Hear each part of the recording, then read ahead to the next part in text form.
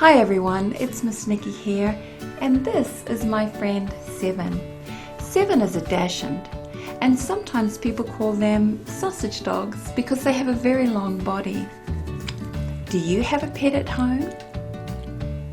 Sometimes our pets can be really cuddly, and sometimes our animal friends need space, and they'll tell you when they're feeling cross.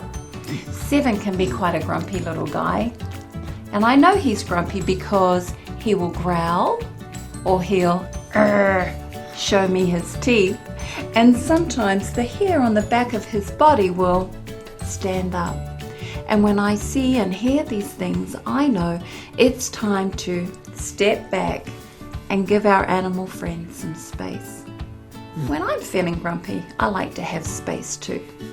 Now, if we can respect our animal friends' feelings, we're going to have a really great relationship with them. I know we can do this. Remember, be safe. And I'll see you really soon. Bye, friends. Can you say bye, Seven?